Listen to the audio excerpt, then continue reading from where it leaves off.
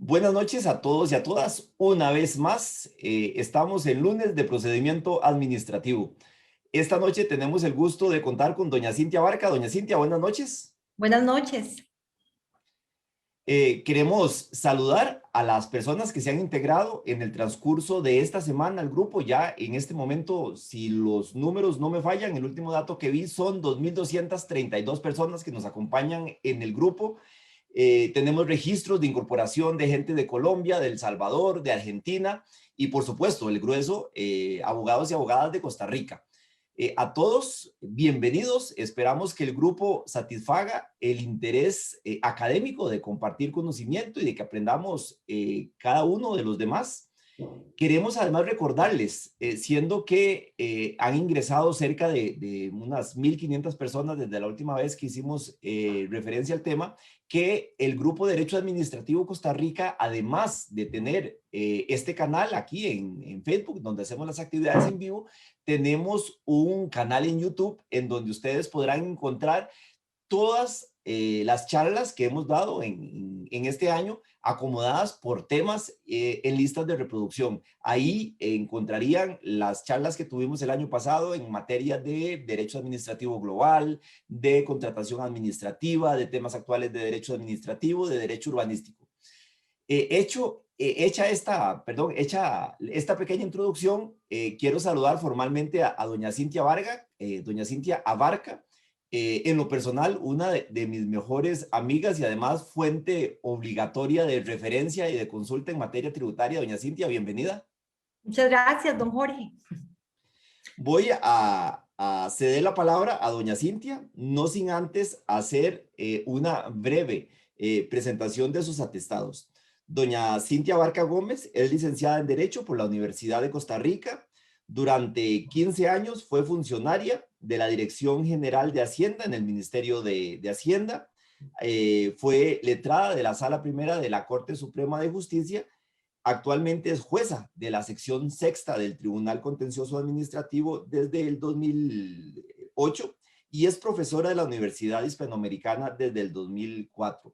Quedan ustedes en excelentes manos. Yo quedo atento a escuchar la charla que tenemos en esta noche en materia de procedimiento administrativo sancionador en materia tributaria. Doña Cintia, queda usted a cargo de nuestros amigos y amigas que nos ven esta noche. Muchas gracias, don Jorge. Primero que todo, un saludo a todas las personas que nos acompañan esta noche, con las que vamos a compartir un ratito sobre este tema del procedimiento tributario sancionador. Un agradecimiento especial a don Aldo Milano, a don Jorge y a don Marc por la invitación que me hicieron para estar esta noche compartiendo con ustedes algunas ideas sobre este tema. Es importante que yo realice unas 2 o 3 precisiones antes de comenzar mi exposición. La primera de ellas es que por el cargo que ocupo, las manifestaciones o las ideas o los criterios que yo pueda compartir esta noche lo son en mi opinión personal, en nada comprometen al Poder Judicial y mucho menos al Tribunal Contencioso o la sección en la cual trabajo, que es la sección sexta. A pesar de eso, pues voy a hacer referencia a algunas sentencias de la Sala Constitucional, de la Sala Primera y del Tribunal Contencioso Administrativo para ejemplificar algunas ideas de la exposición. Es entendido que esta exposición no es en el plano estrictamente académico, entonces cualquier criterio que yo manifieste va en esa dirección. Otro de los puntos que es importante en cuanto al alcance de la exposición es que lo que se me pidió exponer fue el procedimiento tributario sancionatorio. Voy a dejar de lado, por tanto, el procedimiento determinativo, que es otro tipo de procedimiento, sino únicamente para hacer alguna referencia que sea necesaria para poder entender algunos aspectos del régimen sancionador. Y de la misma manera, pues las ideas que voy a compartir es en relación con los temas sustantivos del régimen sancionatorio generales y el procedimiento. No voy a entrar en detalle en el régimen sancionatorio especial o la descripción de las infracciones o delitos que componen este régimen, porque ello llevaría bastante más rato de la exposición. Entonces, pues vamos a mencionar algunas de las infracciones, tal vez las más importantes, pero sin hacer el análisis de cada una de ellas en los diferentes elementos subjetivos y objetivos de los tipos que engloban estas infracciones. Bueno, ya para comenzar, digamos que lo primero que tenemos que tener presente es que este procedimiento tributario lo regula en general el Código de Normas y Procedimientos Tributarios, que en la parte sancionatoria ha tenido importantes reformas, como por ejemplo las que se introdujeron por la ley 7535, perdón, la ley 7900, la 8114, la 9069 y recientemente la 9416. Es importante, solo para referencia, que la reforma que se introdujo por la ley 7535 es quizás a la que menos acceso vamos a tener, porque fue en su mayoría declarada inconstitucional por la Sala Constitucional, precisamente por el tratamiento que le daba al tema de las infracciones tributarias, donde esta ley apostaba a un ejercicio automático del poder sancionador, sin tomar en cuenta elementos como la antijuridicidad y la culpabilidad. Y entonces, además de que se comprometían bastantes garantías del debido proceso. Entonces fue una reforma que prácticamente en su totalidad fue anulada por la Sala Constitucional. Yo organicé la exposición en 4 temas, si se quiere. El primero de ellos voy a tomarme un ratito para tratar de explicar cómo funciona este régimen sancionatorio tributario, que es donde tenemos el procedimiento sancionador tributario. Posteriormente voy a hablar un poquito de los ilícitos tributarios, de las infracciones tributarias. Vamos a hablar de la aplicación de la aplicación de los principios del derecho penal, de los que hemos venido hablando en otras exposiciones. Bueno, tratándose del procedimiento sancionador tributario, esa aplicación de principios del derecho penal dentro del procedimiento administrativo sancionatorio tributario es un poco más concreta que la manifestación que puede darse en otros procedimientos, como por ejemplo el procedimiento ordinario de la ley general. Y finalmente vamos a hablar un poco del procedimiento tributario sancionador propiamente dicho, sus etapas y cómo está regulado, ¿ok?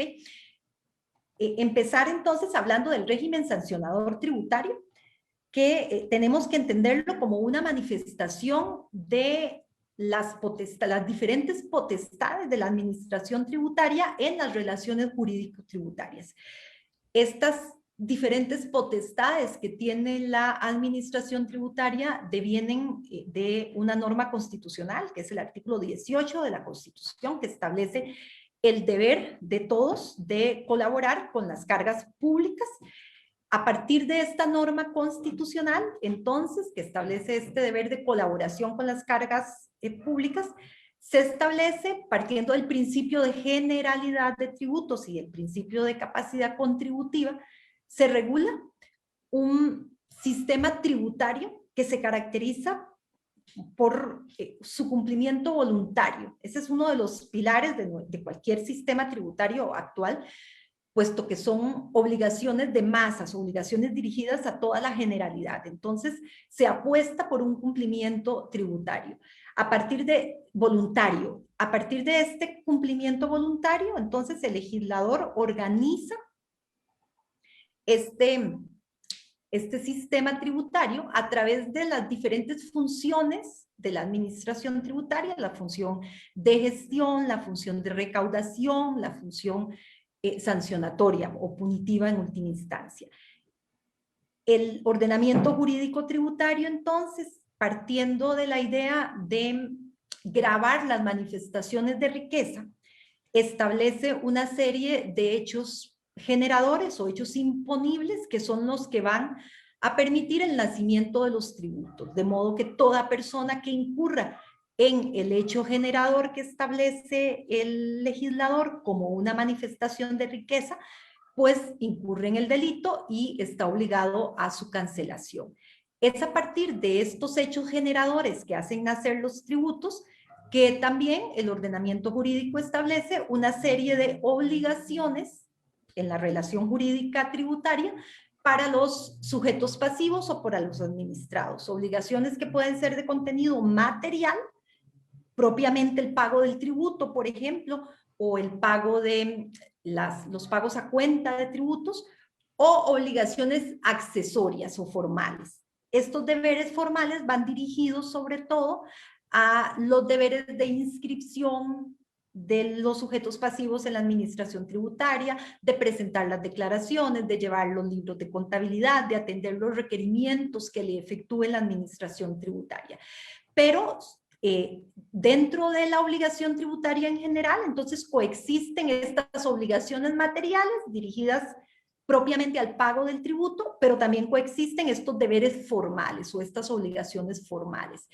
Obligaciones formales que además es importante, abarcan a cualquier sujeto o podrían abarcar a cualquier sujeto independientemente de que realice o no el hecho generador del impuesto, porque todos estamos sometidos como terceros a un deber de información y de colaboración a la administración tributaria, que se constituye entonces como un deber formal más. A partir de estas obligaciones materiales y obligaciones formales o deberes formales, el ordenamiento también le atribuye a la administración tributaria una serie de potestades, decía al inicio, dirigidas a la efectiva fiscalización, verificación, investigación, recaudación, etcétera.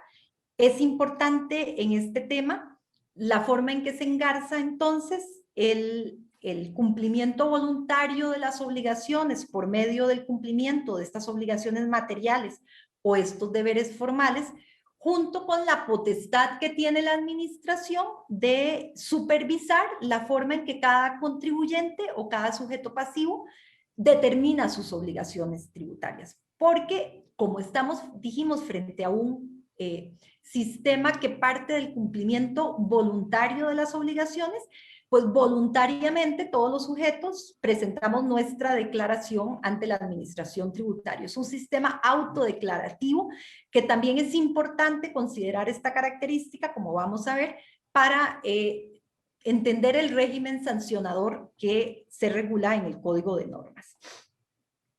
De esta manera, entonces, la correcta determinación de los deberes formales y materiales hay que engancharla con las consecuencias represivas que puede tener los eventuales incumplimientos de los contribuyentes y la posibilidad entonces de la administración de sancionar esas desatenciones o esas prácticas irregulares a efectos de potenciar un cumplimiento voluntario de las obligaciones.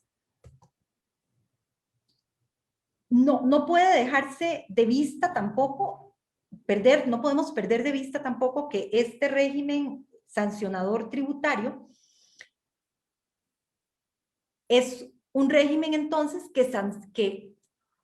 que potencia el cumplimiento voluntario y que entonces reacciona ante las desatenciones de los deberes por parte de los contribuyentes. Desatenciones que pueden ser frente a los deberes formales. No me inscribí como contribuyente, no presenté declaraciones, no le di a la administración, no le hice llegar a la administración la información que me requirió, o bien frente a los deberes materiales. No pagué el impuesto o lo pagué incompleto, por ejemplo. De esta manera, entonces, tenemos que dentro del régimen sancionador tributario coexisten infracciones o incumplimientos relacionados con las obligaciones materiales y también coexisten infracciones o incumplimientos que se relacionen con los deberes formales. Cuando estamos frente a incumplimientos materiales o a infracciones que lo que sancionan es el incumplimiento de obligaciones materiales, vamos a ver nosotros que existe una relación de dependencia entre el procedimiento sancionador y el procedimiento determinativo. ¿Por qué? Bueno, porque, por ejemplo, en la sanción que establece el artículo 81, la infracción que establece el artículo 81 del Código, que tiene que ver con la omisión de ingresos o la inexactitud de ingresos, para que la administración tributaria determine que yo incurrí en una omisión de ingresos, es necesario que primero en el procedimiento determinativo haya establecido que yo como contribuyente no declaré correctamente mis tributos y omití ciertos ingresos. Y entonces cuando esa omisión de ingresos ya está firme en la fase determinativa, pues es muy probable que me inicien un procedimiento sancionador tributario, perdón, por haber incurrido en la infracción de omisión de ingresos, pero ya partiendo de que la omisión fue determinada, o la inexactitud, perdón, fue determinada en el procedimiento determinativo. Entonces ahí tenemos, con las obligaciones materiales, tenemos ese vínculo que se presenta entre el determinativo y el sancionatorio, donde uno es accesorio de otro, y eso va a tener importantes consecuencias en el procedimiento sancionatorio. Vamos a ver después. Pero también hay infracciones que no dependen del determinativo, que son sobre todo las que se identifican con el incumplimiento a los deberes formales. No me inscribí como contribuyente, o no presenté una declaración, o no emití una factura a la persona que me llegó a comprar al negocio. Entonces, tenemos de estos dos tipos de infracciones. Es importante tener presente también que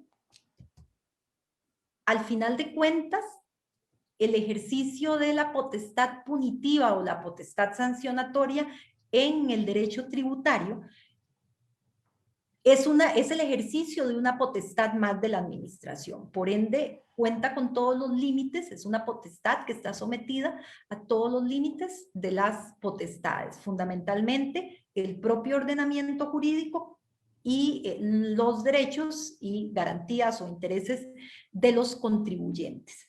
Es también importante tener presente que este régimen sancionatorio se presenta como la última ratio dentro del sistema tributario. Entonces hay que hacer un uso prudente y racional de este sistema sancionatorio, de modo tal que ni se puede resolver todo a punta de sanciones en materia tributaria, ni cuenta la administración con potestades ilimitadas para pretender hacerlo. ¿Okay?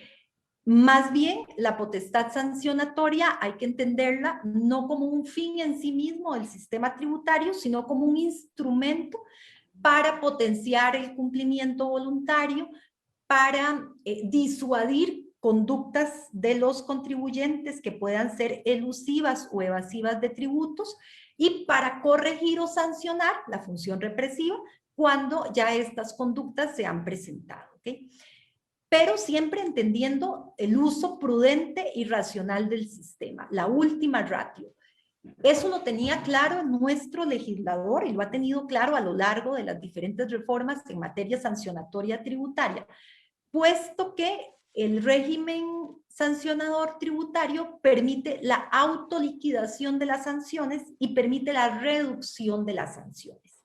La autoliquidación de las sanciones la tenemos establecida en el artículo 76 del Código de Normas y posibilita a los sujetos pasivos a autodeterminarse y autoliquidar, autopagar la sanción que puedan haber cometido, la multa por la sanción que puedan haber cometido, pero sin que intervenga la administración tributaria. Hay una declaración de autoliquidación de sanciones que entonces yo la lleno porque sé que no presenté la declaración a tiempo, que la presenté 2 días tardes, lleno la declaración y me autoliquido la sanción. Esta autoliquidación de las sanciones viene acompañada con un mecanismo de reducción de las sanciones también. Un mecanismo de reducción de las sanciones para las sanciones que se contemplan en los artículos 78, 79, 81 y 83 del Código de Normas y Procedimientos Tributarios. ¿En qué consiste esta reducción de sanciones? Bueno, va a estar muy determinada la posibilidad de reducir las sanciones por parte de los sujetos pasivos, va a estar muy determinada por el grado de cumplimiento voluntario de los sujetos pasivos y las actuaciones que haya tenido que desplegar la administración para hacer de conocimiento del sujeto pasivo el incumplimiento e iniciar la imposición de la sanción si fuera del caso. Entonces, por ejemplo, cuando el contribuyente subsana, voluntariamente la infracción espontáneamente, ese incumplimiento es subsanado sin que medie ninguna intervención o ninguna actuación de la administración tributaria, las multas pueden reducirse, hasta un 75%, y si yo como contribuyente autoliquido la sanción, esa reducción puede, autoliquido y pago también la sanción, esa reducción puede alcanzar hasta el 80% de la sanción. Por el contrario, cuando yo subsano el incumplimiento, pero ya han habido actuaciones de la administración tributaria, siempre y cuando no se haya dictado el acto determinativo, la reducción de esa sanción puede ser hasta de un 50%, que se extiende a un 55% si yo pago y autoliquido la sanción inmediatamente. Y finalmente, en la fase recursiva, aún en la fase recursiva del procedimiento sancionador tributario, es posible la reducción y la autoliquidación de las sanciones, solo que su porcentaje va a ser en un 25% y está condicionada a que se acepten los hechos, porque ya ha habido un acto determinativo, estamos en fase recursiva, y entonces ya no es una subsanación espontánea y voluntaria del incumplimiento, sino que ya ha habido una intervención de la administración tributaria con un acto final. Entonces yo puedo reducirme la sanción aceptando los hechos y autoliquidando la sanción a un 25%, que puede extenderse a un 30% si liquido y pago inmediatamente. Entonces vean que la idea del sistema tributario sancionador que regula el código en última instancia no es llegar a cerrarle el negocio, no es llegar a imponerle la multa altísima, sino que el mismo sistema regula o establece supuestos de reducción de sanciones frente a subsanaciones espontáneas por parte del sujeto pasivo y que no haya intervenido la administración tributaria. Ok. Dicho esto, vamos a entrar al segundo tema, que es el relacionado con los ilícitos tributarios propiamente dichos. En ese sentido, nuestro código de normas le apuesta a un sistema bipartito de ilícitos tributarios que se clasifica en delitos y en infracciones tributarias. Delitos y infracciones tributarias que van a tener importantes diferencias en relación con el órgano que la sanciona, el procedimiento y las sanciones que resultan aplicables, porque los delitos solo pueden ser sancionados por órganos jurisdiccionales. Le corresponde al Poder Judicial, a través de los órganos jurisdiccionales competentes, sancionar los delitos tributarios previo procedimiento penal establecido en aquella jurisdicción, y la sanción que se imponga puede llegar hasta pena privativa de libertad. Por el contrario, cuando estamos frente a infracciones tributarias, estas infracciones tributarias son conocidas por la administración tributaria en el procedimiento administrativo sancionatorio que regula o que se regula en el artículo 150 del Código de Normas y Procedimientos Tributarios, y las sanciones que se pueden imponer son de multa o de cierre de negocios. El cierre de negocios es la sanción más grave que establece el ordenamiento jurídico, después de las multas, que algunas de ellas son bastante cuantiosas. Habíamos mencionado que existían obligaciones materiales y obligaciones o deberes formales. Bueno, estas infracciones tributarias, que son las que nos interesan el día de hoy, pues responden precisamente a incumplimientos de deberes formales o a incumplimientos de obligaciones materiales. Y así, por ejemplo, las infracciones relacionadas con incumplimiento a los deberes formales, podemos mencionar la omisión de presentar la declaración de inscripción, de modificación o de desinscripción como contribuyentes, no presentar las declaraciones tributarias, incumplir los requerimientos de información que me haga llegar la administración tributaria, ya sea en condición de contribuyente, de sujeto pasivo o de tercero, porque incluso los terceros, cualquier tercero está sometido a deberes de información para con la administración tributaria. Pero también tenemos infracciones relacionadas, dijimos, con las obligaciones materiales. La morosidad en el pago del tributo o la omisión o la inexactitud en las declaraciones tributarias. Omití ingresos grabables o fui inexacto en los ingresos que tenía que grabar. Muchas veces, por ejemplo, porque me deduje un gasto que no correspondía y entonces ya eso implicó una diferencia en mi declaración tributaria. Existen también algunas infracciones que regula el Código de Norma cuya naturaleza es mixta. Mixta porque contempla de los dos supuestos. Por ejemplo, es el caso de la infracción que hace nacer la sanción de cierre de negocios que se regula en el artículo 86 del Código de Normas. Porque la infracción del cierre de negocios tiene distintas causales, algunas de ellas relacionadas con deberes formales, como por ejemplo no emitir o no entregar la factura a la persona que me llega a comprar a un negocio, pero hay otras relacionadas con deberes materiales. No pagué un impuesto de consumo, por ejemplo el impuesto al valor agregado ahora, que es un impuesto que yo tengo el deber de retenerle a alguien y de enterar ese dinero al fisco. Entonces resulta que yo le cobré el impuesto al valor agregado a la persona que llegó a comprarme un servicio o comprarme un bien, pero yo no ingresé ese dinero a la administración tributaria y me dejé el impuesto que pagó el otro. Entonces esa es una de las causales también para cierre de negocios.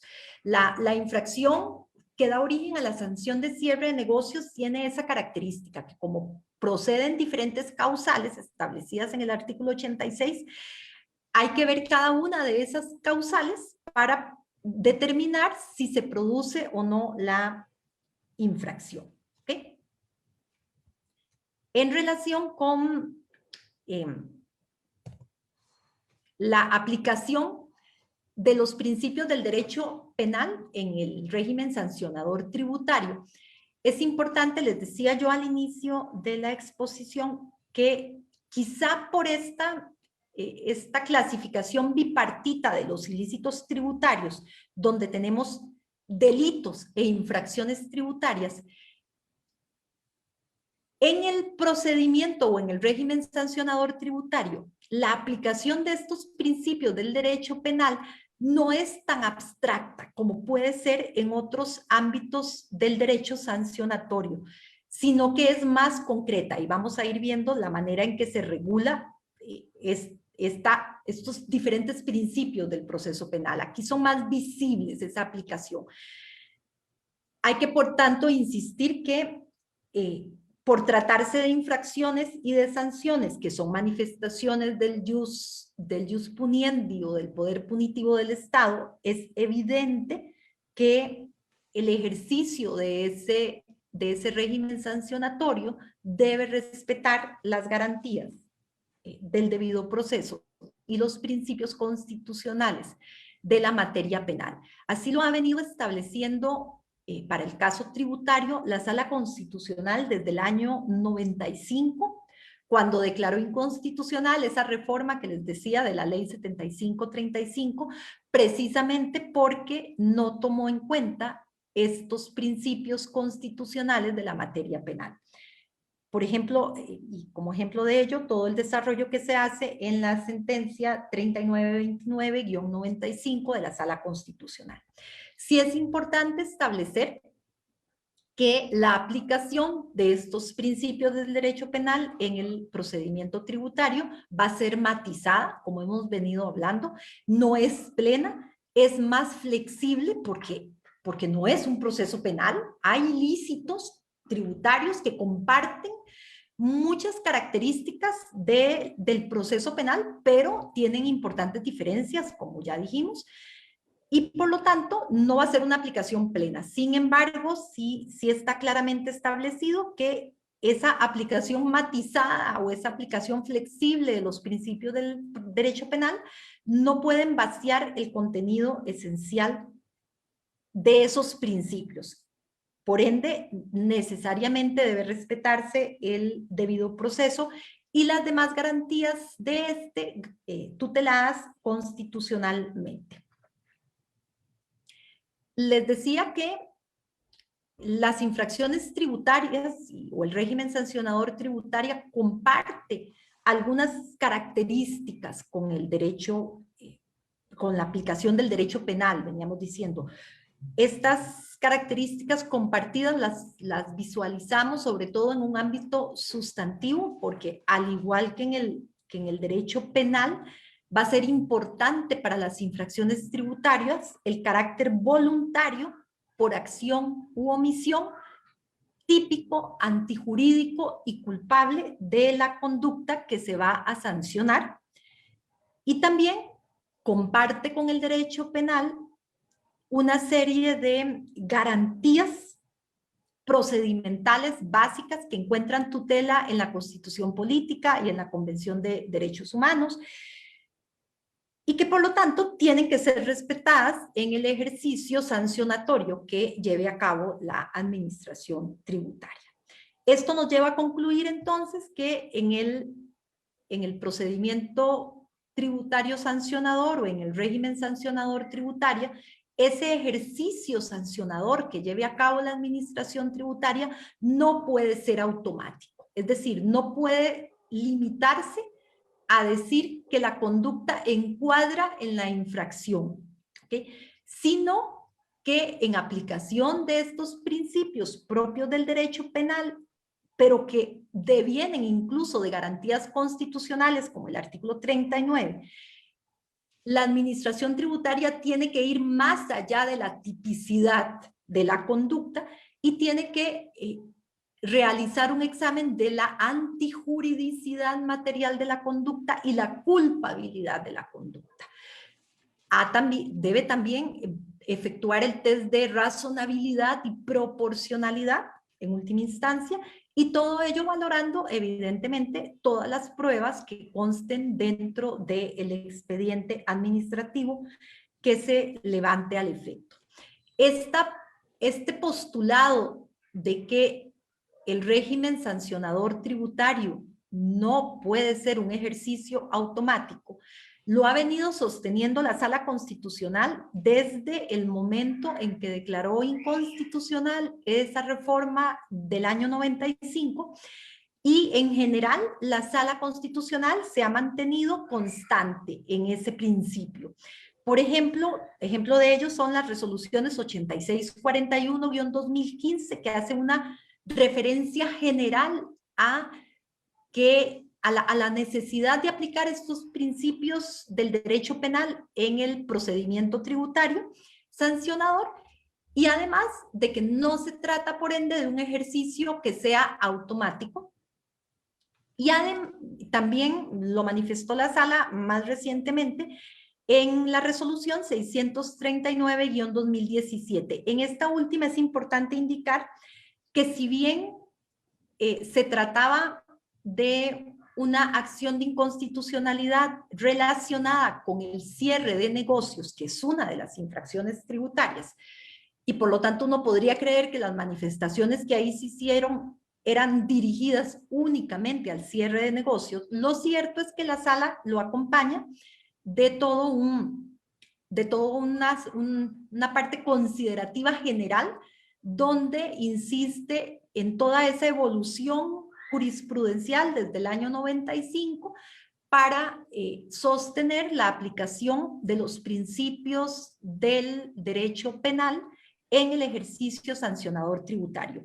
Esta última sentencia de la Sala Constitucional, esta del 2017, es una en la que lo que se discutía en la acción era la jurisprudencia de la Sala Primera de la Corte Suprema de Justicia, que había venido sosteniendo, contrario al Tribunal Contencioso Administrativo, que la sanción de cierre de negocios podía ser automática. Por lo menos en uno de sus supuestos, en el que regulaba el párrafo tercero. Y entonces se perdía toda posibilidad de hacer una valoración de antijuridicidad material, de culpabilidad, de eximentes de responsabilidad o de atenuantes de responsabilidad. Esa jurisprudencia es atacada ante la Sala Constitucional y la Sala Constitucional la declara inconstitucional. En el por tanto, y me interesa leerlo, la Sala establece que deberá aplicarse a la sanción de cierre de negocios lo que declara inconstitucional, perdón, es la jurisprudencia de la Sala Primera, conforme a la cual deberá aplicarse la sanción de cierre de negocios sin más análisis y sin utilizar criterios de ponderación y circunstancias atenuantes. En su lugar, dice la Sala Constitucional, deberá valorarse en cada caso concreto si existió o no causal eximente o atenuante para emitir la orden de cierre de local como sanción. Y entonces, insiste todavía en el año 2017 la Sala Constitucional en que no es un ejercicio automático, sino que tiene que ser un ejercicio que, respetando el contenido esencial de estos principios del derecho penal, determine la existencia de una conducta que sea típica, que sea materialmente antijurídica y que sea culpable. Y solo en esas circunstancias, y obviamente mediante un procedimiento que respete las diferentes garantías del debido proceso, podrá aplicarse la sanción, pero no mediante un ejercicio automático. ¿Cuáles son estos principios del derecho penal que el derecho tributario ha tenido que regular en algunos casos, o bien interpretar por medio de sus operadores del derecho, tanto administrativo como jurisdiccionales, porque son varios los principios que entran en juego en este régimen sancionador tributario. El primero, evidentemente, pues la garantía del debido proceso en general, es el primero de esos principios, y esta garantía la encontramos en el artículo 77 del Código de Normas y Procedimientos Tributarios, conforme al cual debe respetarse el debido proceso y el principio de legalidad. Es importante señalar acá también que a partir de la reforma que se realizó en el año 2012 al Código de Normas y Procedimientos Tributarios, precisamente para una mejor aplicación de estas garantías del debido proceso, se introduce todo un título de derechos y garantías del contribuyente. Y entonces, por ejemplo, en los artículos 148, 171, 180, 183 y 184 del Código de Normas y Procedimientos Tributarios, encontramos importantes garantías del debido proceso que deben ser respetadas en el procedimiento sancionador tributario. Por ejemplo, el derecho de defensa, el derecho a ser informado y asistido por la administración tributaria, el derecho a formular alegaciones y aportar prueba, el derecho a ser oído dentro del procedimiento, el derecho a hacerme acompañar de un profesional competente en la materia tributaria, la presunción de buena fe en las actuaciones del contribuyente, que vamos a ver, este es un principio bien importante, el derecho de acceso al expediente administrativo, el derecho de obtener decisiones motivadas por parte de la administración tributaria. Pero ese título que se introduce a partir del año 2012 no solo establece las garantías específicas de los contribuyentes, sino que de manera de contrapartida también regula diferentes situaciones jurídicas de deber que acompañan en esas situaciones jurídicas de poder del contribuyente, pero ahora para la administración tributaria. Obligaciones y deberes de la administración tributaria para que esos derechos y garantías del contribuyente puedan ser efectivos. Y entonces, por ejemplo, las encontramos en los artículos 172, 176, 180, 185 y 186 del Código de Normas. La obligación de respetar los derechos y garantías de los sujetos pasivos, el sometimiento de la administración a todas las normas del procedimiento como garantía de eficiencia y del respeto al derecho de defensa, La imposibilidad de que la administración tributaria lleve a cabo actuaciones contrarias a derecho, porque en cuyo caso esas actuaciones se van a reputar como nulas. La obligación de la administración tributaria, de demostrar las circunstancias que determinan la culpabilidad del infractor en la comisión de los ilícitos tributarios, el deber de pronunciarse sobre todos y cada uno de los argumentos de los contribuyentes dentro del procedimiento tributario, y una serie de principios de lealtad y garantía del debate que le apuestan a la seguridad jurídica. Y entonces, por ejemplo, dentro de estos deberes de lealtad que se le imponen a la administración tributaria está el deber de verificar los hechos que sirven de motivo al acto final, el deber de que las resoluciones que dicten no puedan invocar hechos o elementos probatorios no debatidos y sobre los cuales el contribuyente no ha podido ejercer el derecho de defensa, el no poder dictar acto final en el procedimiento sancionatorio cuando los hechos que constituyan infracción de ese procedimiento sancionatorio se estén discutiendo en un procedimiento determinativo tributario. Entonces hay que esperar a que el determinativo quede firme para que la administración pueda aplicar o dictar el acto sancionatorio. Un segundo principio importante de los que adoptamos del derecho penal, pero que en todo caso deviene de una garantía constitucional, es la presunción de inocencia, el derecho a presumir la inocencia de cualquier persona y de que nadie esté obligado a declarar contra sí mismo. En el artículo 148 del Código de Normas y Procedimientos Tributarios, por ejemplo, se establece que corresponde a la administración tributaria acreditar por medio de la libre valoración de la prueba y mediante un procedimiento sancionador, obviamente, que el sujeto pasivo es el autor de las infracciones. Además, regula el Código de Normas y Procedimientos una presunción de buena fe del contribuyente en el artículo 186, conforme a la cual corresponde a la administración tributaria acreditar con solvencia que el sujeto pasivo investigado ha incurrido en los incumplimientos que se le atribuyen, de manera que se haga, acreedor al efecto represivo o sancionatorio dispuesto en la norma. Ahora, en derecho tributario, esta presunción de inocencia o esta garantía de presunción de inocencia tiene un correlativo derecho que es importante y que ha sido muy discutido a nivel doctrinario y a nivel de derecho comparado, que es el derecho a la no autoincriminación. Este derecho a la no autoincriminación, en principio, digamos, lo que significaría es que yo no estoy obligado a dar información a el órgano acusador para que él tome esa información que yo le doy y con base en esa información que yo le doy, me sancione. No, ¿por qué? Porque le corresponde en principio al órgano acusador encontrar las pruebas que demuestren la culpabilidad. Entonces yo puedo negarme en el derecho penal a otorgar cierta información.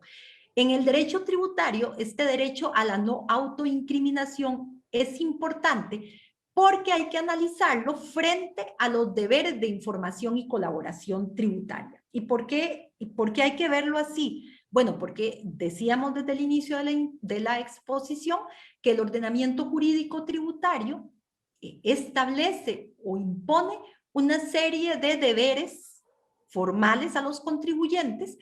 Uno de esos deberes es, algunas veces, entregar información de relevancia tributaria propia o de terceros, o bien el acceso de la administración tributaria a toda mi contabilidad para poder establecer si yo declaré o no declaré correctamente. Entonces, la existencia de estos deberes de información o este deber de colaboración, particularmente en lo que tiene que ver con el deber de información propia, el deber de información que yo como contribuyente estoy obligado a darle a la administración y que se regulan a partir del artículo 104 y hasta el 108 del Código de Normas.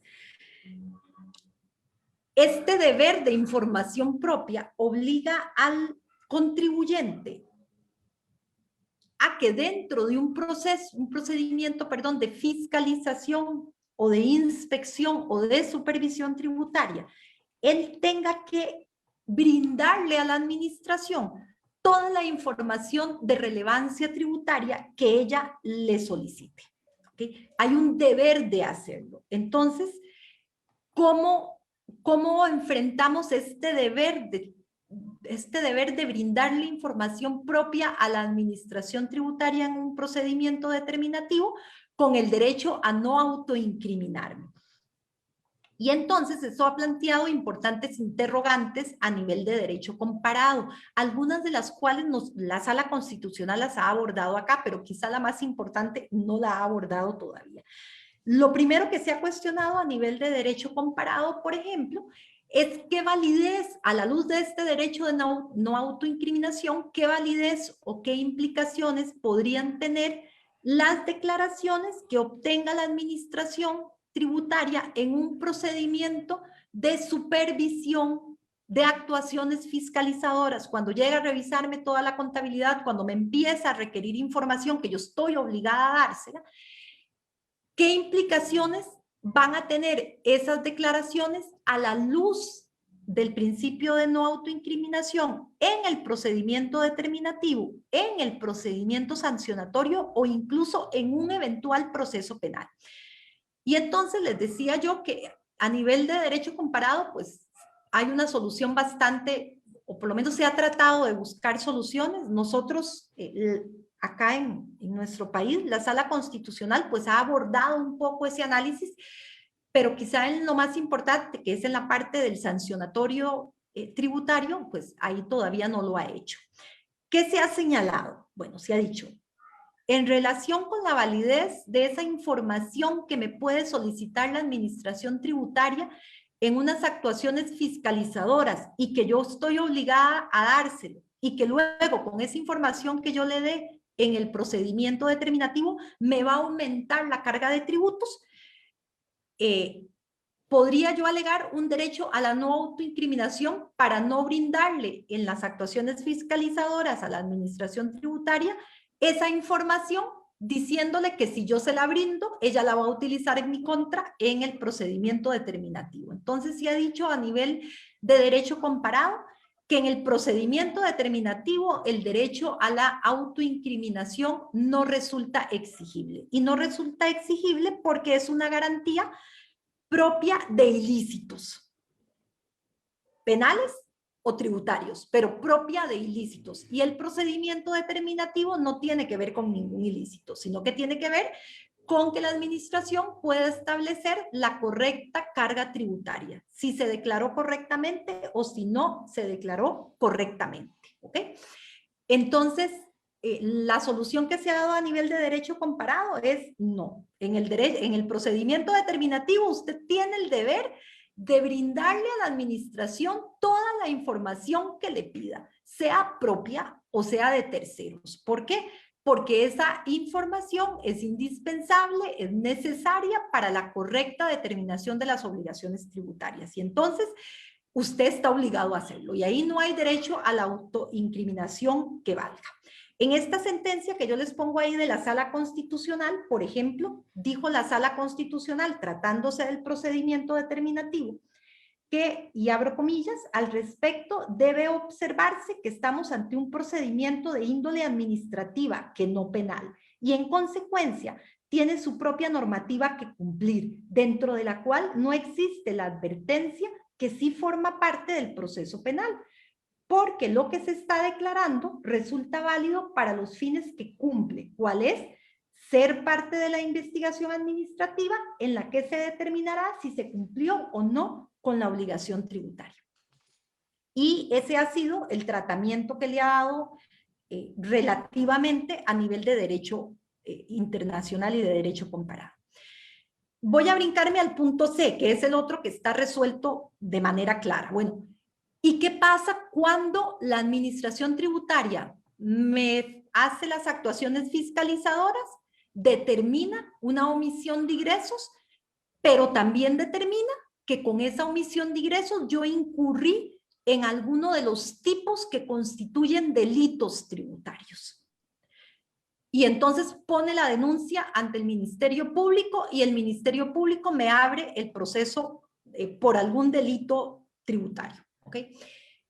¿Puede el Ministerio Público utilizar toda esa documentación o esa información propia que yo estaba obligada a dar en el determinativo, en el procedimiento penal para sancionarme? Y entonces aquí a nivel de derecho comparado, la situación ha sido otra, porque se ha dicho no. No puede hacerlo porque en el derecho penal a quien le corresponde demostrar la culpabilidad es al órgano acusador, es al Ministerio Público. Entonces yo ahí sí puedo alegar un derecho a no autoincriminarme para impedir que el Ministerio Público utilice esa información obtenida dentro de las actuaciones de fiscalización. De modo tal que si la utiliza sin que yo haya dado mi consentimiento o al menos sin que se me haya advertido en la fase de fiscalización que esa información podría haber sido utilizada para luego endilgarme la comisión de algún delito, esa es prueba ilegal, es prueba espuria, perdón, y no puede ser utilizada. Va a tener el Ministerio Público que ver cómo reproduce o cómo encuentra prueba para romper la presunción de inocencia en el proceso penal. Por ejemplo, en relación con esa misma sentencia de la Sala Constitucional, dice la Sala en torno a este tema: en lo que al proceso penal respecta, si a la amparada no se le hicieron las advertencias de ley, no puede tomarse como prueba su declaración en la fase determinativa, porque dentro del proceso penal rigen, entre otros, el principio de que no puede obligarse a una persona indiciada a declarar contra sí mismo y en consecuencia puede abstenerse de declarar, y la entrevista que fue recabada durante el procedimiento administrativo tributario no sirve como prueba dentro del proceso penal por no contener los requisitos de que una indagatoria debe cumplir. Así las cosas, la entrevista es válida para sus fines dentro del procedimiento tributario, pero no sirve como prueba dentro del proceso penal que se genere a raíz de la determinación de un ilícito penal tributario, y lo procedente entonces es declarar sin lugar el recurso. Es importante también decir que este tema ha sido muy abordado a nivel de Europa. El Tribunal Europeo de Derechos Humanos, por ejemplo, desde el 96, en una sentencia en relación con el caso Saunders contra el Reino Unido, por ejemplo, sobre el tema, señaló que no cabe invocar el interés público para justificar el uso de declaraciones obtenidas coactivamente en una investigación no judicial para incriminar al acusado durante el proceso penal. Entonces, el tema en relación con que si podemos hacer valer ese derecho de no autoincriminación en el proceso penal, también parece estar claro en nuestra jurisprudencia. El problema se presenta con el procedimiento sancionatorio tributario, porque la Sala Constitucional, pese a que pudo haberse pronunciado en esa sentencia del 2000 en relación con que sí es viable alegar un derecho a la no autoincriminación en el sancionador tributario, no penal, sino en el sancionador tributario, no lo hizo.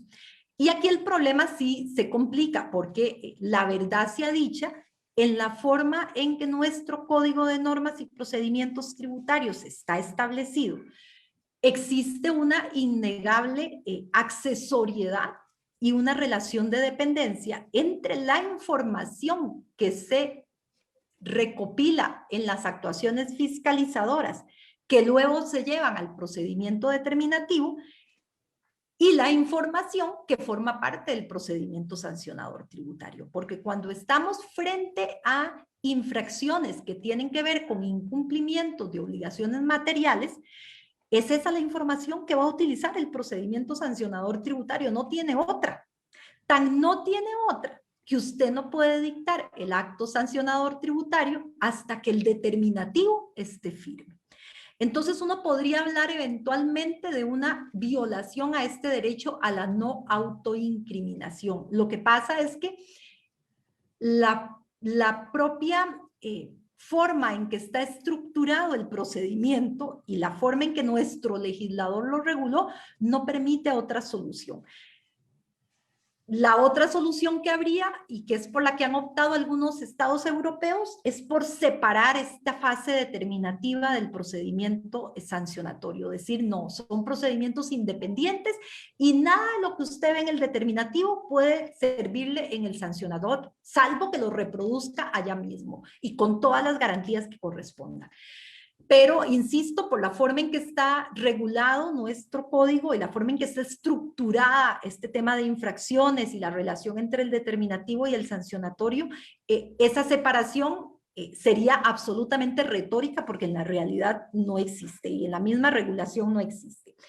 Entonces, aquí es donde a uno no le queda más que insistir en la necesidad de que ese ejercicio sancionatorio no pueda ser automático, no deba ser automático, y en la necesidad de que se demuestren estos otros elementos y estos otros principios de los que vamos a ir hablando.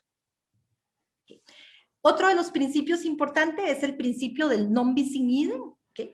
Este principio del non bis in idem a lo que nos lleva, que deriva del 42 de la Constitución, en derecho tributario, a lo que nos lleva es a evitar la doble persecución de un mismo hecho. Y esto es lo importante que hay que considerar en este principio en su aplicación matizada en el derecho tributario.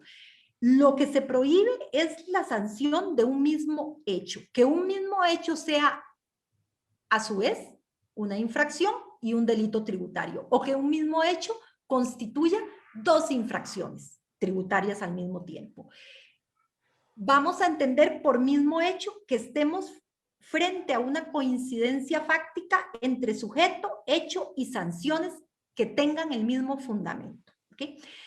Este principio del non bis in idem lo tenemos regulado en el artículo 66 del Código de Normas y Procedimientos Tributarios, que tal vez expone dos reglas importantísimas. La primera de ellas es la prohibición de sancionar penal y administrativamente por los mismos hechos. ¿Y cómo lo regula? Bueno, si la administración tributaria se da cuenta en un procedimiento administrativo sancionador que está frente a un eventual delito, tiene que paralizar el procedimiento tributario y tiene que remitir la denuncia al Ministerio Público.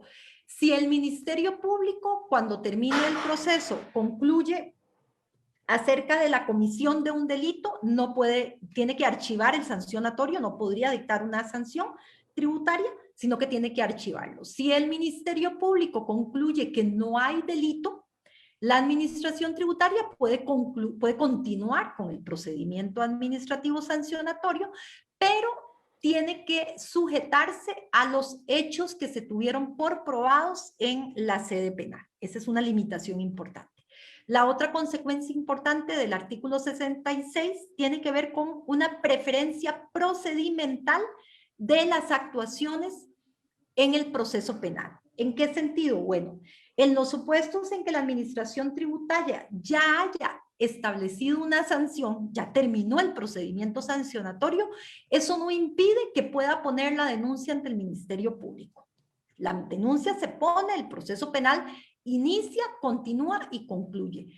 Lo que resuelva penal tiene que incidir en la sanción que ya impuso. Y, por ejemplo, si en sede penal se establece que no se cometieron los mismos hechos por los cuales me sancionaron administrativamente, pues habrá que revocar la sanción administrativa. Entonces, es esa preferencia del proceso penal sobre lo que se discute en el procedimiento administrativo. Otra manifestación importante de este principio non bis in idem en tributario es la concurrencia formal que regula el artículo 73 del Código de Normas. En virtud de esta concurrencia formal, cuando un mismo hecho configure más de una infracción, debe aplicarse la sanción más severa.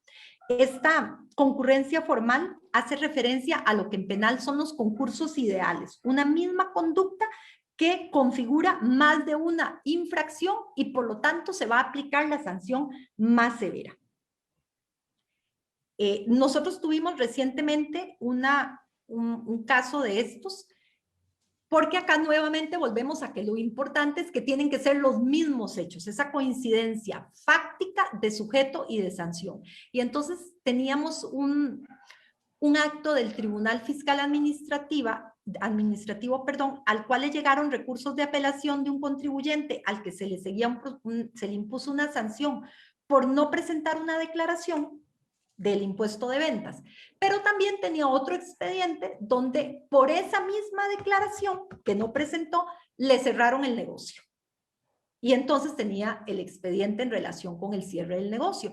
Y el Tribunal Fiscal Administrativo interpretó que ahí había una concurrencia formal, que era un caso de concurrencia formal porque el hecho era el mismo, la falta de declaración de ventas de un mes específico en los dos procedimientos que se siguió. Y entonces dijo que había que optar por la sanción más severa y que como ya se le había cerrado el negocio, había que anular la multa y devolverle el dinero. Sin embargo, cuando nosotros revisamos la circunstancia de los dos procedimientos, concluimos que esa coincidencia fáctica no se presentaba en su totalidad, porque aunque era el mismo sujeto en los dos procedimientos, los hechos y las sanciones es diferente, porque la sanción del artículo 79, que es el que sanciona la no presentación de la declaración, lo que sanciona es la no presentación de la declaración. Mientras que en la sanción de cierre de negocio se sanciona la no declaración en un mes, pero además que a usted le hayan requerido por parte de la administración tributaria el pago y usted no lo haya hecho. La sanción de cierre de negocios en esa causal es una causal compuesta. Es que no solo es no declarar, sino que necesita para que se configure la causal que la administración tributaria me haya requerido el pago y que yo no haya pagado. Se tienen que dar esos tres elementos. Y entonces se concluye que no existe concurrencia formal porque no se presenta esa identidad y pues se anula la resolución del Tribunal Fiscal. Eso todavía está en casación, pero es de los pocos casos que nos han llegado de concurrencia formal. El principio de aplicación de la norma más favorable, que lo tenemos en el artículo 169 del Código de Normas, que establece que debe aplicarse el régimen más favorable en materia de infracciones, sanciones, recargos, multas e intereses, aunque tenga efectos retroactivos. Esa es una garantía importante para el contribuyente, pero hay que aplicarla en esos supuestos específicos. El principio de legalidad y de reserva de ley, que lo encontramos en el artículo 77, les decía, es importante tener presente, eso sí, que aquí en el derecho tributario, recordemos que rige un principio de reserva de ley relativa en algunos casos y eso se traduce al final de cuentas en el sancionador tributario. Vamos a ver. Pero tal vez de este principio de legalidad, lo que interesa rescatar es la necesidad de que la conducta que se sancione sea típica, antijurídica y culpable. ¿Okay? Esos tres elementos es necesario que sean demostrados en el procedimiento sancionatorio. Cuando hablamos de tipicidad de la conducta, hacemos referencia a que no sería posible imponer una sanción si no existe una norma que previamente haya establecido la falta, la infracción y la sanción. ¿Okay? Les decía de este principio de reserva de ley en materia tributaria, ha permitido que se interprete que lo que debe estar en una norma de rango legal, sin ninguna duda, es la sanción.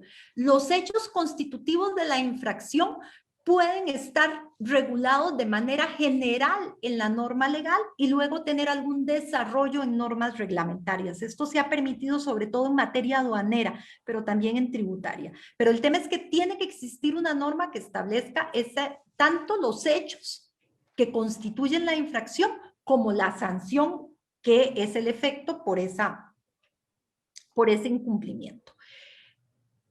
En materia tributaria, esta tipicidad tiene un elemento objetivo y un elemento subjetivo. El elemento objetivo lo tenemos sobre todo en del artículo 78 al 87, que es donde tenemos todas las infracciones tributarias que existen. Ahí viene ¿Cuáles son esos hechos? Ese es el elemento objetivo, los hechos que se sancionan. Mientras que el elemento subjetivo lo tenemos en los artículos 71 y 72 y tienen que ver con el tema de que en materia tributaria las infracciones son sancionables a título de mera negligencia. No es necesario por regla general, salvo que el tipo lo exija, la demostración del dolo o de la culpa grave, sino que la mera negligencia da lugar a la imposición de la sanción o que se cumpla con ese elemento de tipicidad subjetiva. Luego, en el artículo 72, ese elemento subjetivo es extendible a las personas jurídicas porque en derecho tributario las personas jurídicas sí pueden cometer infracciones. Ese elemento subjetivo del tipo, tratándose de personas jurídicas, está relacionado sobre todo con temas de culpa in leyendo, de culpa in vigilando, de una adecuada gestión de la organización de la empresa, por ejemplo. ¿Ok? La antijuridicidad en derecho tributario sancionador es importante porque se exige la necesidad de una antijuridicidad material, no solo una antijuridicidad formal o que yo lleve a cabo una conducta que está sancionada en una norma, sino que hay que demostrar la antijuridicidad material, que va ligada a la afectación de los bienes jurídicos tutelados. ¿Qué tanto mi incumplimiento afectó el bien jurídico tutelado en la realidad? Y tratándose de infracciones tributarias, esta afectación al bien jurídico tutelado tiene que ver con las potestades de fiscalización y de recaudación de la administración tributaria. Ha habido una conteste jurisprudencia de la Sala Constitucional donde desde el 2000 exige el examen de antijuridicidad material. No es solo que usted, la infracción que comete, esté tipificada en la norma, es que además hay que demostrar que se afectaron las potestades de fiscalización o de recaudación de la administración tributaria. Es un criterio reiterado de la Sala Constitucional que se ha sostenido hasta el año 2017 y hasta la fecha. Es importante también que este examen de antijuridicidad material no es ajeno a la administración tributaria, porque la administración tributaria tiene al menos 2 resoluciones del año 2000, la 11-2000 y la 09-2002, en las cuales expresamente establece la necesidad de que se demuestre, que se tome en cuenta a la hora de efectuar ese examen de antijuridicidad material, por ejemplo, los criterios de oportunidad y el principio de insignificancia de la conducta para poder sancionar, y remite expresamente a la aplicación del derecho penal para entender cuándo se puede configurar este principio de insignificancia de la conducta y qué criterios de oportunidad pueden resultar aplicables. Es importante señalar que estas 2 resoluciones de la Dirección General de Tributación siguen vigentes al día de hoy todavía, y entonces pues resultan plenamente aplicables para la administración tributaria. También sobre el tema de la necesidad de este examen de antijuridicidad material se ha pronunciado el Tribunal Contencioso desde el año 2010 hasta la fecha en la necesidad de que ese examen se efectúe. Es importante señalar que la administración tributaria inicialmente no efectuaba ese examen y entonces las partes le señalaban elementos que impidieron lesionar esa antijuridicidad y simplemente no se analizaban. Sin embargo, actualmente ya hay una tendencia a hacerlo con mayor medida y entonces pues ahora la carga será de rebatir ese examen de antijuridicidad material que lleva a cabo la administración tributaria. El elemento culpabilidad que exige un juicio de reproche a la persona que, teniendo plena comprensión y conocimiento de un hecho y de la infracción que ese hecho constituye, decide efectuarlo. Entonces, en el juicio de reproche hay que hacer referencia a la imputabilidad y la reprochabilidad, pero también que no existan causas de justificación o de eximentes de culpabilidad. El tema de las causas de justificación o de eximentes de responsabilidad es algo que el Código Tributario lo regulaba antes de la reforma del 99. Desde el 71 hasta el 95, el Código regulaba expresamente ciertas causas de justificación. Con la reforma, a partir del año 99, ese artículo se elimina. Sin embargo, la Sala Constitucional ha venido insistiendo desde el propio año 95 y hasta el 2017 todavía, de que el hecho de que no estén reguladas expresamente en el Código no significa que no deba de hacerse ese examen de culpabilidad o de reprochabilidad, porque al final de cuentas son parte de los principios del proceso penal que resultan de aplicación obligatoria, aunque matizada, en el procedimiento tributario. Es importante señalar que aquí este examen de culpabilidad no debe confundirse con el elemento subjetivo del tipo, que es que usted lleve a cabo la conducta al menos con negligencia. Porque cuando hablamos de culpabilidad hay que analizar la imputabilidad, la reprochabilidad y la ausencia de eximentes o de causas de justificación. En el derecho tributario, por ejemplo, uno de esos eximentes que se reconoce a nivel de derecho comparado y que nosotros lo teníamos reconocido antes de la reforma del 99, era el tema del error de prohibición. Sobre todo, en el derecho tributario, se habla de que existe error de prohibición cuando el contribuyente lleva a cabo una conducta a la luz de una interpretación razonable de la norma. ¿Y por qué es importante este tema de la interpretación razonable de la norma y del error de prohibición en el derecho tributario? Bueno, porque es un derecho que es autodeclarativo, recordemos, es el propio contribuyente el que tiene que interpretar las normas y declarar sus obligaciones tributarias.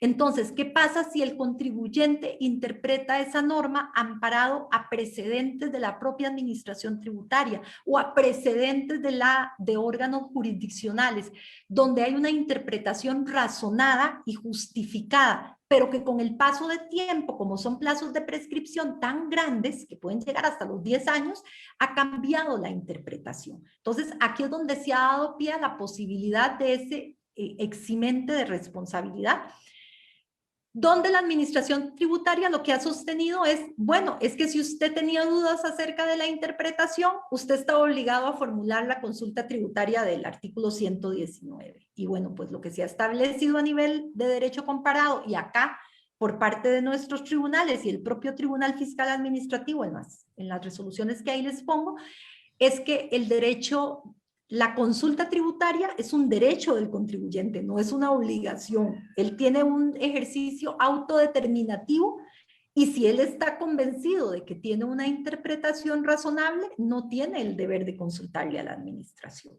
Luego alegará al eximente si es que tiene que alegarlo, pero no existiría una obligación en ese sentido.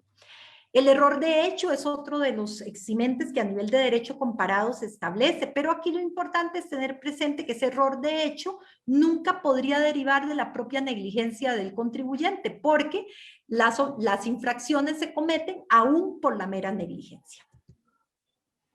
El test de razonabilidad y de proporcionalidad en relación con la idoneidad, necesidad y proporcionalidad de la sanción, y la necesidad de graduar la sanción. Es importante en los criterios de graduación indicar que el Código de Normas y Procedimientos Tributarios anterior al 99 sí tenía una norma que regulaba expresamente criterios de graduación de sanciones.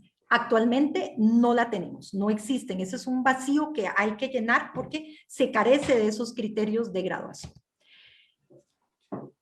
Lo último que me queda es propiamente el procedimiento tributario, que está regulado en el artículo 150 del Código de Normas y Procedimientos Tributarios, en una fase constitutiva que inicia con una propuesta motivada, dice el artículo 150. Esta propuesta motivada viene a ser lo que antes era el traslado de cargos, es decir, ahí es donde me imputan me intiman los hechos constitutivos de la infracción, me imputan qué tipo de infracción estoy cometiendo y me indican cuál es la sanción a la que me puedo ver sometido. Luego de esta propuesta motivada, dice el 150 que no es la mejor norma en redacción, que hay que oír al contribuyente. Esta audiencia no es una audiencia oral, ni mucho menos. Es prácticamente lo que antes era la oposición al traslado de cargo sancionatorio, es decir, usted se va a oponer al traslado y va a ofrecer su prueba de descargo. Posteriormente se dicta el acto final, que es el acto constitutivo de la sanción, que tiene que estar expresamente motivado y que el artículo 147 del Código de Normas establece ciertas condiciones respecto de esos elementos relacionados con la motivación. La fase recursiva de ese procedimiento sancionatorio sí tiene un régimen especial, esto es importante tenerlo presente, porque no es la revocatoria con apelación y subsidio a la que estamos acostumbrados en la ley general, sino que es un régimen especial donde el acto final tiene revocatoria o apelación en 5 días. Usted escoge cuál de las dos. Si usted coge revocatoria, lo que le resuelvan en revocatoria también puede tener apelación. Pero si usted escoge solo apelación va a tener. Entonces, un acto final que tiene ambos recursos, pero no subsidiariamente.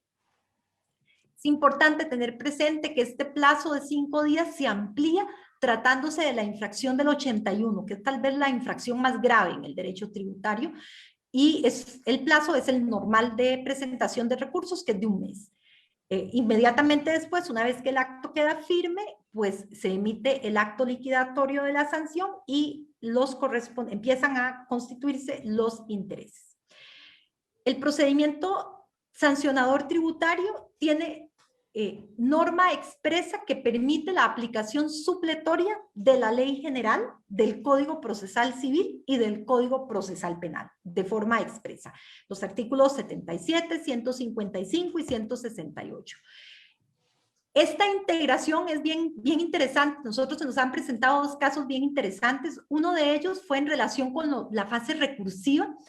Un administrado presenta revocatoria contra el acto sancionatorio, se la rechazan y le dicen, usted tiene apelación ante el Tribunal Fiscal, y él presenta un escrito donde dice que está oponiéndose a la revocatoria, pero no dice que es un recurso de apelación el que formula.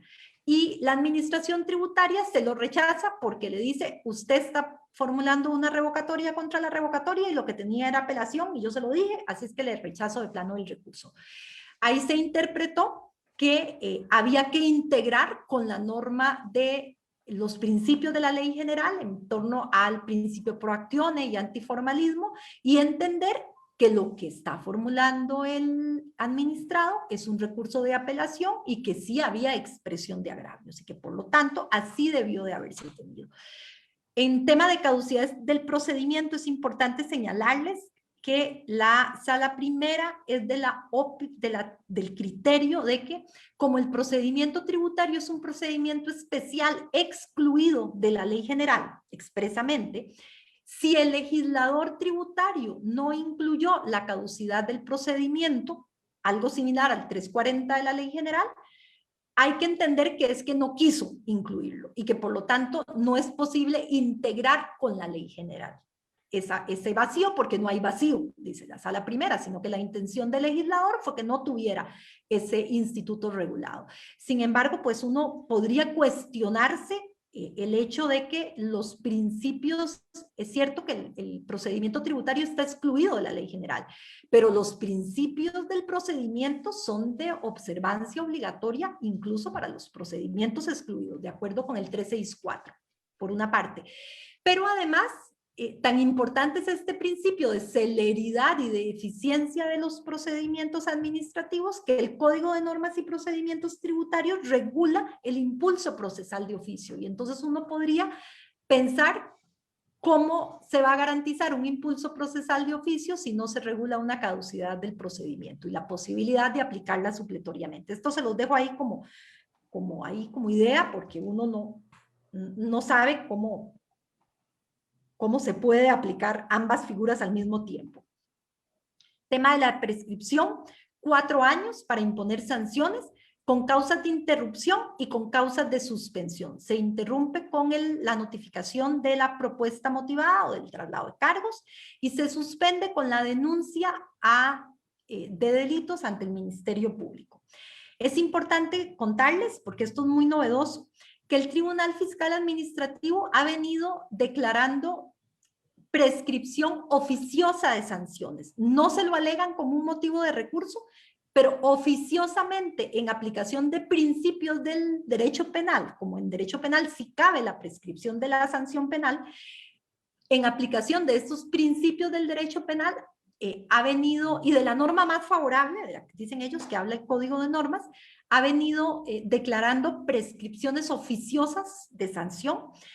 Al menos hemos tenido la oportunidad de conocer una este año, que es en la sentencia 0121, el tribunal se inclinó por declararle con lugar la lesividad que presentó el Estado, porque se estimó que la potestad que tiene el Tribunal Fiscal Administrativo, como cualquier jerarca impropio, es en virtud de recurso. Eso le impediría efectuar pronunciamientos oficiosos, por una parte.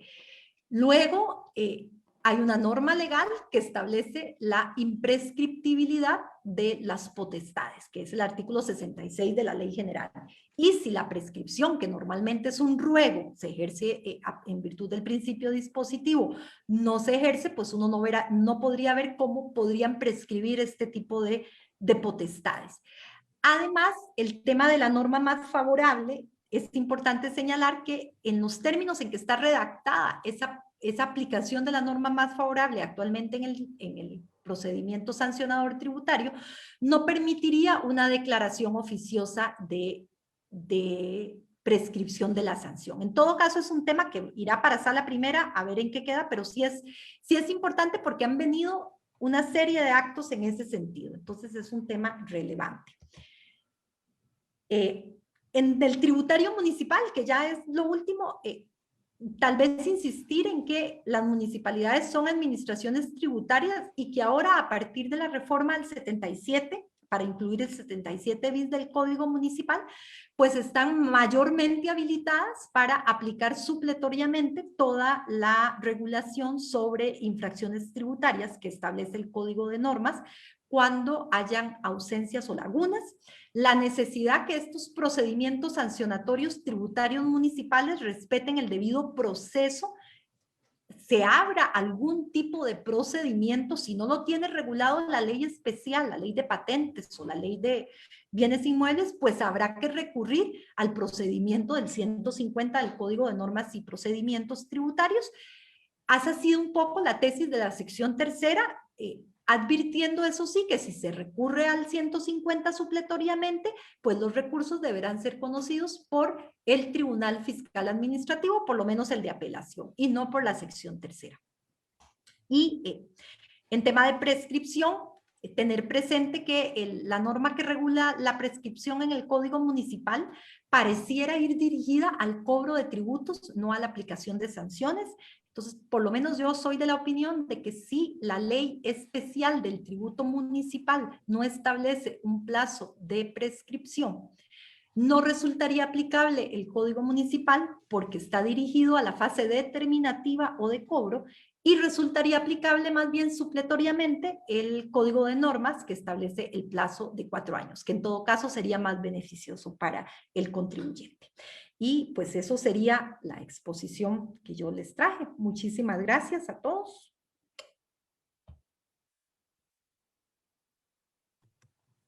Perdón, Cintia, tenía el micrófono apagado. Muchísimas gracias, doña Cintia. Le comento que teníamos cerca de 11 preguntas, sin embargo, usted las fue contestando durante la exposición en su mayor parte. Sin embargo, quedan algunas, no, voy a tratar de prescindir de las que yo creo que ya se contestaron por un tema de tiempo. Hay dos preguntas que tienen que ver con la fase recursiva del procedimiento. Una pregunta se las voy a hacer de manera conjunta para que usted decida a ver cómo aborda el tema. La primera dice, ¿qué opina de la nueva e interminable escalerilla en materia recursiva tributaria? Y la segunda pregunta, que tiene que ver con este tema también, pero va en otra dirección, dice, ¿qué es lo que sucede cuando la administración tributaria cambia de criterio al momento de resolver la revocatoria? ¿Puedo interponer otro recurso de revocatoria o debo formular la apelación con argumentos distintos? Bueno, que sea una escalerilla depende cómo usted lo interprete, porque al fin de cuentas los recursos son facultativos, es decir, el acto final puede tener revocatoria o puede tener apelación. Si usted se inclina por la revocatoria, perdón, el acto que resuelve la revocatoria tiene apelación. Ojo, no el acto final. El acto final tiene o revocatoria o apelación. El acto que resuelve la revocatoria tiene también apelación. ¿Okay? Entonces, como que haya una escalerilla, no la visualizo como tal. Me parece que es un tema de elección del contribuyente de cuál recurso formular.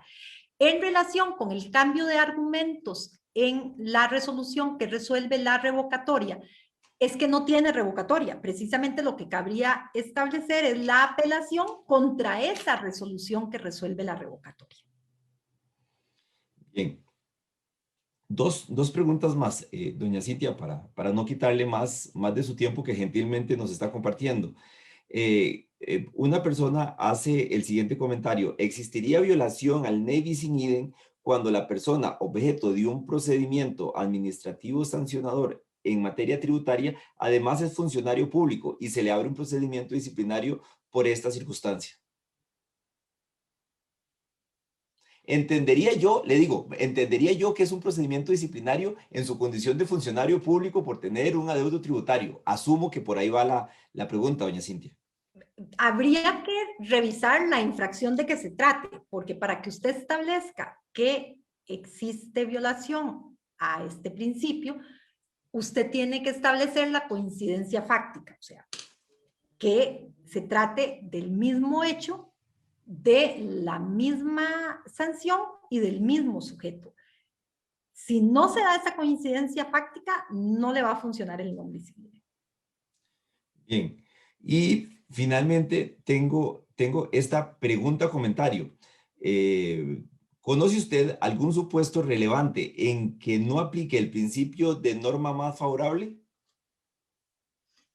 Bueno, en este que acabamos de ver de prescripciones, el Tribunal Fiscal Administrativo, además, o sea, la motivación del Tribunal Fiscal Administrativo para declarar la prescripción de oficio de la sanción se fundamenta en dos elementos, si se quiere. El primero de ellos es la aplicación de los principios del proceso penal, porque existe norma que se lo permite, dice él, y en el proceso penal sí puede prescribir la sanción de oficio y hacer una declaración de oficio, perdón. Y el segundo motivo en el que se sustenta es en la aplicación de la norma más favorable. Sin embargo, si uno lee el artículo de la aplicación de la norma más favorable, en realidad lo que permite es la aplicación de la norma más favorable en el tiempo, tratándose de sanciones, de recargos o de multas o infracciones, pero no respecto de la posibilidad de que aplicando una norma más favorable yo declare una prescripción de oficio que no está sustentada en ninguna norma. Bien. Doña Cintia, muchísimas gracias de verdad por habernos regalado no solo su tiempo, sino por haber compartido sus conocimientos. De parte del Grupo de Derecho Administrativo Costa Rica, le agradecemos su intervención de esta noche, señalándole que no va a ser la última vez que esperamos contar con usted en este tipo de actividades académicas. Muchas gracias. Buenas noches a todos. A las personas que nos acompañan regularmente los lunes o que pueden ver o que ven nuestros videos en el transcurso de la semana, les recordamos que la próxima semana vamos a tener una charla sobre el tema el procedimiento administrativo sancionador en materia de derecho de la competencia a cargo de doña María Lourdes Echandi Gurdián.